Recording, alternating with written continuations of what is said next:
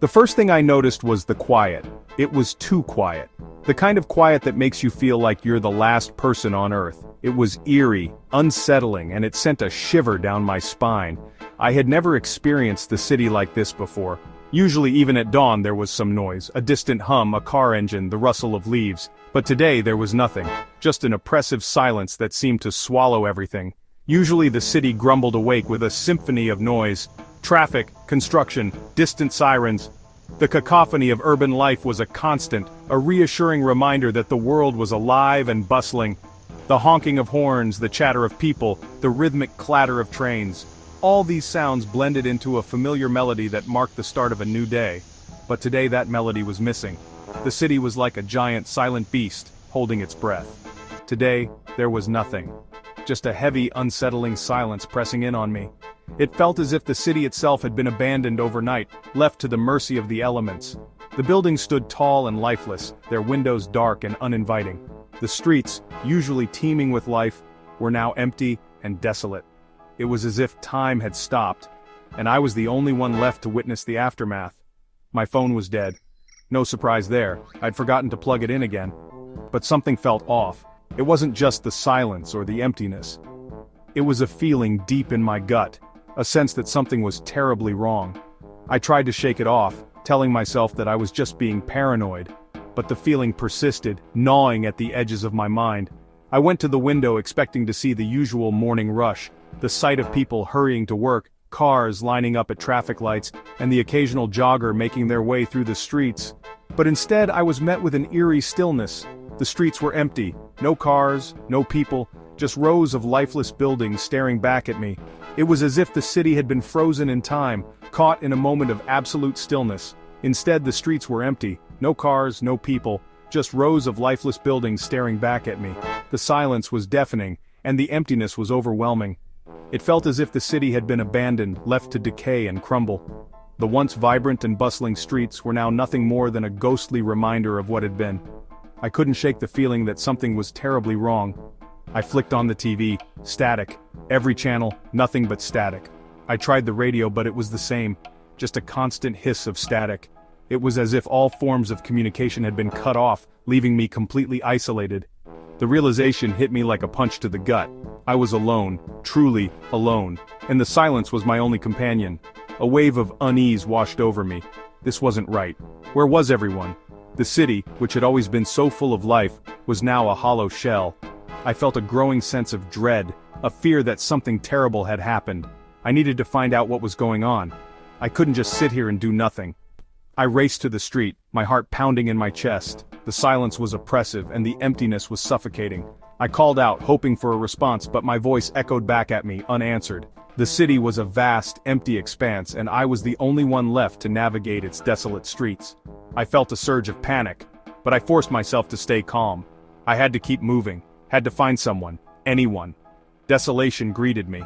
Abandoned cars sat with doors flung open, belongings scattered on the asphalt. It was as if people had left in a hurry, abandoning everything in their wake. The scene was surreal, like something out of a nightmare. I couldn't understand what had happened, but I knew I had to keep moving. I had to find answers. It was like everyone had just vanished. One moment they were here, and the next they were gone. The city, once so full of life, was now a ghost town. I felt a chill run down my spine as I realized the full extent of the situation. I was alone in a city that had been abandoned overnight, and I had no idea why. The silence was my only answer, and it was a deafening one. I spent the next few days in a blur, searching, calling out, hoping for some sign of life. Every corner I turned, every alley I ventured into, echoed with the sound of my own footsteps. The city, once bustling with life, now felt like a hollow shell, a mere shadow of its former self. I wandered through the streets, my voice growing hoarse from shouting, my eyes scanning every window, every doorway for any hint of movement, but there was nothing, just an eerie, unsettling silence that seemed to stretch on forever. But the city remained a ghost town. The once vibrant streets were now desolate, the buildings standing like silent sentinels, guarding the secrets of what had happened. The absence of people was palpable, a heavy weight that pressed down on me with every step I took. I could almost hear the whispers of the past, the laughter, the conversations, the everyday hustle and bustle that had once filled these streets. Now, there was only the sound of the wind, rustling through the empty avenues and the occasional creak of a sign hanging loosely from its post. I was alone, utterly alone. The realization hit me like a ton of bricks, a crushing weight that settled in my chest and refused to budge. I had always thought of myself as independent, someone who could handle solitude. But this was different. This was a profound, all-encompassing loneliness that seeped into my very bones. There was no one to talk to, no one to share my fears and hopes with, just an endless expanse of emptiness stretching out before me. Supermarkets became my new hunting grounds. I would spend hours wandering through the aisles, searching for anything that could sustain me. The shelves, still stocked with goods, stood as a grim testament to the suddenness of whatever had happened. It was as if people had just vanished into thin air, leaving behind their half-filled shopping carts and abandoned baskets. The eerie stillness of the place was unnerving, a stark contrast to the usual hustle and bustle of a busy supermarket. Shelves were still stocked, a grim testament to the suddenness of whatever had happened. I would pick up items, examining them as if they held the answers to the mystery of this deserted world.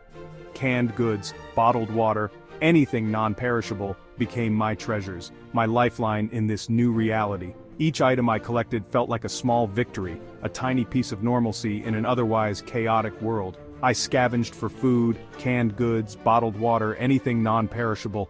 My days were consumed with the search for sustenance, my nights filled with the haunting silence of an empty apartment. The act of scavenging became a routine, a way to keep my mind occupied, to stave off the crushing loneliness that threatened to overwhelm me. Each can of food, each bottle of water was a reminder of my new reality, a reality where survival was the only goal.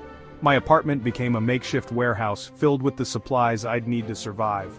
The loneliness was crushing, the silence was deafening. I would sit for hours, surrounded by my hoard of supplies, feeling the weight of my isolation pressing down on me. The walls of my apartment seemed to close in, the silence amplifying every creak and groan of the building. It was a stark reminder of my solitude, a constant, unyielding presence that I couldn't escape. There was no one to talk to, no one to share the burden of this new reality with. The days blended into each other, a monotonous cycle of searching and scavenging. I would find myself talking to the walls, to the empty rooms, just to hear the sound of my own voice. It was a small comfort, a way to remind myself that I was still here, still alive, but it wasn't enough. The loneliness was a constant companion, a shadow that followed me everywhere I went. The weight of being the last man on earth pressed down on me, threatening to swallow me whole. It was a heavy burden, one that I wasn't sure I could carry. The silence, the emptiness, the overwhelming sense of isolation, it all conspired to break me, to crush my spirit. But I couldn't give up. I had to keep going, to keep searching, to keep hoping, because in the end, hope was all I had left. Food and water were running low, supermarkets had been picked clean, I had to adapt, I had to become a predator. My first attempt at trapping a rabbit was a comical failure, but I learned from my mistakes. Hunger is a powerful motivator. Soon I was snaring rabbits and fishing in the now quiet river that snaked through the city. Learning to hunt wasn't just about survival, it was about taking control, about not letting this new world defeat me. Every successful kill was a victory, an affirmation that I was still alive, still fighting. My apartment, once a haven, was now a liability. The electricity had long since died out, plunging the city into darkness. With winter approaching, I needed a new shelter, one that would protect me from the elements and potential dangers. I found it in the outskirts of the city, a sturdy, secluded cabin nestled amongst a grove of trees. It had a fireplace, a well, and most importantly, it felt safe. I brought my supplies from the apartment, making this abandoned cabin my new home. It wasn't much, but it was mine. It was a place where I could feel some semblance of normalcy in this abnormal world. Section 5. The Weight of Solitude. Days bled into weeks, weeks into months. Time seemed to stretch endlessly, each day blending into the next, a monotonous cycle of survival and solitude. The silence, once deafening, became a constant companion. It was a silence that spoke volumes, a silence that echoed the emptiness of the world around me. The loneliness, a heavy weight on my soul. I missed human connection, the sound of laughter, the simple joy of a shared moment. The absence of these small yet significant interactions was a constant reminder of what I had lost.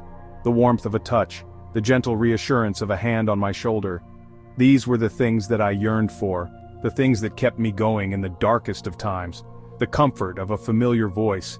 Even the most mundane conversations, the ones we often take for granted, became precious memories that I clung to. I found myself talking to myself, to the animals, to the trees, just to hear something other than the echo of my own thoughts. It was a way to stave off the madness, to keep a semblance of normalcy in an abnormal world, just to hear something other than the echo of my own thoughts.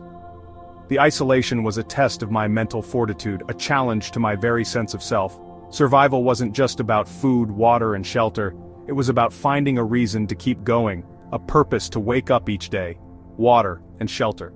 It was about maintaining my humanity, about not losing myself to the overwhelming solitude. It was about keeping my sanity intact, about not letting the loneliness consume me. I had to find ways to occupy my mind, to keep the darkness at bay, about not letting the loneliness consume me. I explored the empty streets, the abandoned buildings, searching for signs of life, for any indication that I wasn't truly alone. I clung to memories of the past, to the hope that maybe, just maybe, there was someone else out there, someone who felt the same way I did. To the hope that maybe, just maybe, I wasn't alone in this new, silent world. The stars, the sunsets, they became my companions, my silent witnesses to the passage of time. I wasn't alone in this new, silent world. And so, I continued to search, to hope, to believe that one day, I would find a kindred spirit in this vast, empty expanse. Section 6. Digital Dusk. The internet, our window to the world, went dark first. Then, the television screens flickered and died. The constant hum of the digital age was gone, replaced by a chilling silence. Cell phones became useless bricks. The internet, once a source of endless information and connection, was now a vast, empty graveyard of forgotten data. We were tethered to these devices, and now, they were nothing but useless relics of a bygone era. The loss of technology was a stark reminder of how reliant we had become on it. It was a wake-up call, a reminder of the fragility of our interconnected world. The steady hum of electricity, a sound we barely noticed, ceased. Lights flickered and died, plunging the world into darkness. The refrigerators that held our food, the heaters that kept us warm, the machines that powered our lives, all fell silent. The grid, that intricate web of power lines and generators that we relied on, had failed. Without human intervention, maintenance and fuel, it ground to a halt, leaving behind a world shrouded in darkness and silence. Cities, once beacons of light, became dark, silent canyons. The absence of electricity was a constant reminder of the delicate balance of the human world and the unforgiving power of nature. Nature, it seemed, was wasting no time in reclaiming what was hers. Vines crept up buildings, their emerald tendrils weaving between cracks in the concrete. Weeds sprouted through sidewalks, their green shoots pushing through the asphalt with relentless force. Animals, emboldened by the absence of humans, ventured into the cities. Deer grazed in parks, their hooves clicking against the pavement. Birds nested in abandoned buildings, their songs echoing through the empty streets. It was both beautiful and unsettling, a stark reminder of the power of nature and the impermanence of human creations. The world without us was not a post-apocalyptic wasteland, but a canvas being patiently repainted by nature. The air, free from pollution, was crisp and clean. The skies, no longer obscured by smog, were a brilliant blue. Buildings, once symbols of human achievement, slowly crumbled and decayed, reclaimed by the elements. Roads, once arteries of civilization, were slowly being swallowed by vegetation. It was a world of quiet beauty, a testament to the resilience of nature and the fleeting nature of human existence. Being the last man on Earth is a heavy burden to bear. The silence, the loneliness, the constant struggle for survival, it can wear you down. But it can also make you stronger. I've learned to adapt, to survive, to find beauty in the most unexpected places. I've learned the true meaning of resilience, of the indomitable spirit that resides within us all. Even in the face of unimaginable loss, there is hope. Hope for a tomorrow, for a future, even if that future is uncertain. And as long as there is breath in my lungs, I will keep fighting. I will keep surviving. I will keep hoping.